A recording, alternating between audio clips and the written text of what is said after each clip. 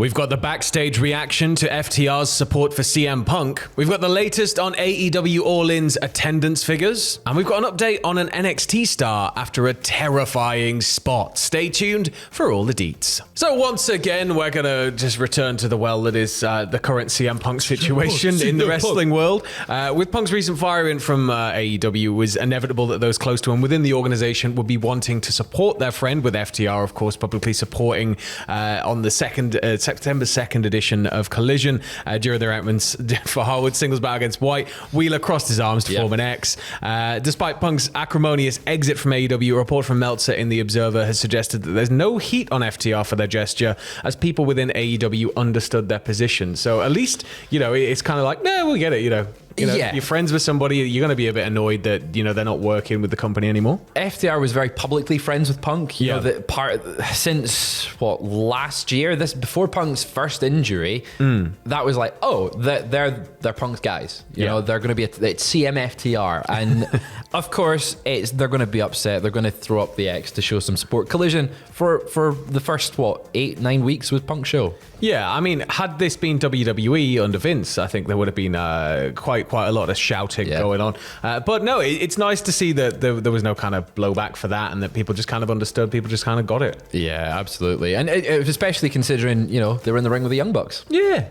So throwing up the CM Punks, But keeping it with that kind of whole situation, the same report from The Observer has alleged that at least 3 others in AEW were upset by Punk's firing and the situation surrounding it, with Meltzer alleging the likes of Brody King could be one such name, with King being close to Punk, with reports suggesting that the House of Black member broke his hand by punching something backstage in frustration at All In due to Punk and Jack Perry's backstage altercation, which is just whew. Yeah, so there was mixed reports on that. The breaking of the hand, we know that he punched something or kicked something, and there was a broken hand at the end of the night, whether that was in the match, whether it was that incident. But we know that there's a lot of people, Andrade being one of them. He posted very publicly. Only one. Andrade was probably the most public kind of discussion, I guess, going on. He posted on Twitter a photo of himself and Punk and was like, looking forward to meeting you down the road, hopefully in the ring.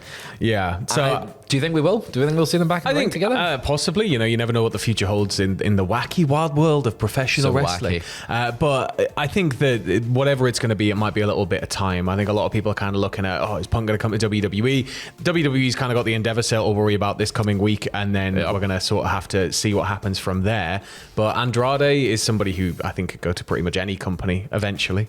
Pretty much. Yeah. Although, I mean, it didn't work out for him in WWE last time, but I think under a little bit new ownership, it might do some good. It's just a shame that this is the result of the whole CM Punk thing, is that you do still have some people backstage upset. The morale must have taken a little bit of a hit in that sense. But it's nice to see there's no heat on the people that are going, that's my mate. Yeah, but there was somebody who used to be a friend a long time ago. We used to be friends, but I haven't thought of you lately at all.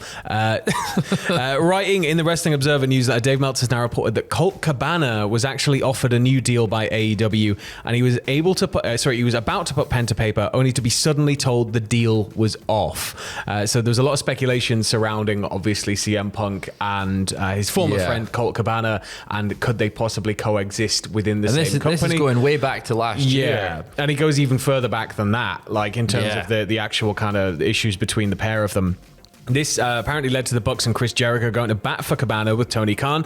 Cabana was then offered a new deal to work mostly as a producer for Ring of Honor, effectively banishing him from AEW. Cabana would re-sign and has remained part of Ring of Honor, although he began to work backstage at AEW Dynamite tapings after Ring of Honor TV started to be taped, following Collision, of course. So this is a little bit of a weirder story in the sense of, this is a story we kind of knew already, that Cabana, there was a little bit of an issue around his contract. But the new thing that we've got from this, and it was reported in, as you said, The Observer there, he was offered a contract to AEW and it was pulled from him at the last minute. And then he was kind of exiled to Ring of Honor. Yeah, so from what all previous reports that prior at this point had said was that he was just not offered a contract. He was not offered an AEW contract. They were going to let him go, which makes you question, why was it pulled? Why was he about to sign? This is it, right? And why was the contract pulled? Because we know that some people publicly have gone, I had no part in that. It doesn't feel like a very Tony Khan decision either. No. Tony seems to be, the type. I mean, Jade Cargill yesterday was saying on the news, said she could message Khan and he'd message her back in 3 minutes, despite all of the things he's got going on. Yeah. So it's one of those things where Tony seems like he always genuinely tries to do the best by everybody.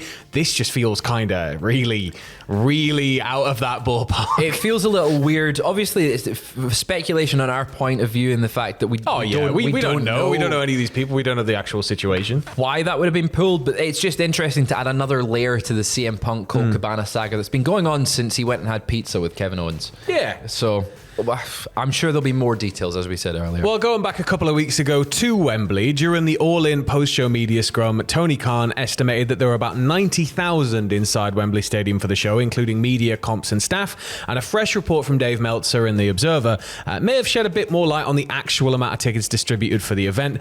Per WrestleTix, the final number for All In stands at 83,131, with Meltzer estimating that the final total, including those in suites, would potentially stand at 85,371. Did it feel like that many? It felt massive. Yeah. It felt absolutely huge. It felt like there was quite a lot of space on the floor, but I think that's just because you need to have that because it's the floor of a giant stadium. It's a lot of people moving. You need a lot of movement and a lot of safe areas. Yeah. But at the same time, it wasn't like there were empty seats, right? Every seat felt filled in that stadium. So you were down in the bowl, right? I was sort of on the sort of that, where the video strip goes around. I was like right by the video strip. Oh, good view. So it was good. I was a bit far away, but it was good. Felt massive. It looked massive even on screen. Obviously, we had the hard cam bit painted off, but the Meltzer figure here as well. He says 85,371, including those in suites. But I don't know if that includes staff. So no, that won't include staff. Yeah. Suites do not get recognized on WrestleTix. They don't have the number for the amount of people in suites. It's because it's X amount of seats in a suite, but you can bring up to X amount of people, right? Exactly. So that number was a bit unsure before the show. So Meltzer going, this was roughly the number. Yeah. Then you add on top of your staff, your comps, and media and all that sort of stuff like that. That's where Tony Khan's coming with the 90,000, and it's believable. I think so. Yeah, if you're gonna do the WWE Dallas route, because that's exactly what Vince did. It was like, well, there's 101,000 people there, including people that didn't show up, and then the people that we gave those tickets to, and the staff that were working there, and the guy in the car park who was parking the cars, and he's there for WrestleMania, aren't you? So they included the car park staff. Yeah, they included everybody. It's correct, but yeah, they were all in attendance, I guess. Bang on, yeah. We're moving over to Impact now. Impact have announced some new Hall of Fame inductees. Who are they, Fraser? I'm buzzing for this one. It's Mike Tenay and Don West. The late, great Don West. Don West is absolutely incredible. Was one of the best commentators in the business. Mike Tenay, again... What can you say about Mike Tenay? Right. Mike Tenay is just a fantastic announcer. Don West, as somebody who came from out of the wrestling sphere. Not even from wrestling. Not even, like, he came from sort of pitch TV, right? Yeah. He came from sort of, shopping channel stuff. And obviously a lot of people remember his kind of Impact deals adverts and stuff. But just the excitement he would bring as somebody who was kind of fresh-eyed to the product. To me, the sort of... When I was watching TNA Impact and the cross the line era, that was the voice of that was Don West. Yeah. Him and Mike Tenay going back and forth. They absolutely deserve that spot in the Hall of Fame, and I'm so excited to hear Mike Tenay's speech. That'll take place at Bound for Glory in just a couple of weeks' time. What more can you say? Absolutely Tenay incredible as well definitely deserves it. I feel like I just went off straight on Don West, but Tenay is just a man with a long history in the wrestling sphere. He deserves this. He should be in every Hall of Fame, even if he's not worked for the company. Well, keeping it with Impact, Victory Road also saw the return of Nunzio, aka Little Guido, who answered Alan Angel's open challenge to kick off the show. Unfortunately, he lost. Kids love Nunzio, though. They love a bit of Little Guido. Later on in the night as well, Tommy Dreamer defeated Kenny King to become the new Impact Digital Media Champion. Dreamer was wearing Terry Funk-inspired gear and paid tribute to him by using a number of his moves throughout the match, including the iconic pile driver. It's wild that in 2023, Tommy Dreamer is a champion in a major promotion for a digital media platform type championship. Does he use digital media? I don't know. I think he should get on Twitch live at all times. And he should be defending it constantly at all times. There should be a whole live stream. Like when you're sleeping, it should be just streaming in the corner. Somebody sneaks in, pins you, and then they take the camera, which if it's your phone, then you've not got a phone anymore, and they run off. And I think it should just be done like that. You should defend it on marbles on stream. Oh, you should. You should come and do some marbles. Exclamation point play. But then moving over to NXT to close this one out. Earlier this week, a report from bodyslam.net following the brutal spot involving Von Wagner and Bron Breakker, in which the ring steps came crashing down on Von Wagner's head. It hurts inside. It hurt to watch, and you didn't even see it. But the steps apparently made direct contact with the back of Von Wagner's head and neck, which caused Wagner to be busted open. A source stated to them that aspects of the spot went wrong, and there was a general panic after Breakker hit Wagner by mistake. A conflicting report has emerged, though, with House of Wrestling reporting the spot between Breakker and Wagner came together as planned, and Wagner is totally fine. So this could just be a giant swerve, bro. We could have been worked, bro. We could have been actually worked. I'll be happy. I'm happy. If they've got me, I'm happy. I'll sit there and I'll be fair play. The thing is, we saw some people uploading a fan footage from the crowd. Yeah. And it's one of those instances where I'd rather not have seen it. Yeah. Because certain things, it's like, I can see how they've done that now. It's like peeling the curtain back. However, it cuts away real quick though, so you don't see you don't see kind of what happens immediately after, and it might not have been a situation involving the direct impact. It could have been something that came slightly after. Corner that. off it. Steel stairs are sharp. Oh, but look, I'm glad that there's a totally fine update there, because it was really, really worrying seeing earlier. He was stretchered out. He was I'm sorry to do this to you, Fraser, but WWE themselves have provided an update on X, formerly Twitter, by saying, due to Von Wagner's past medical history, very little information has been released. However, we should have an update on Von's condition by Tuesday. We should have an update come Tuesday. It's just been a fantastic little kind of, if we are being worked and it's not real, if it's real, then goddamn get well soon. Yeah.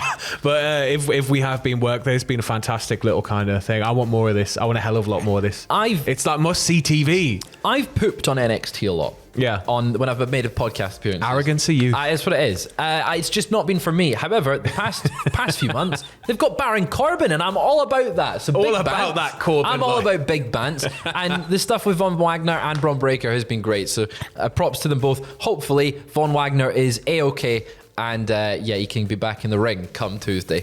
Well, that's it for your second dose of lovely bumper weekend wrestling news. We may be back later if anything else breaks, but in the meantime, keep it with us here all weekend. We got loads of stuff out, loads of stuff, and there's a vlog, which is something we don't usually do. So that's coming out Sunday evening with podcasts up now. There's plenty of stuff. Just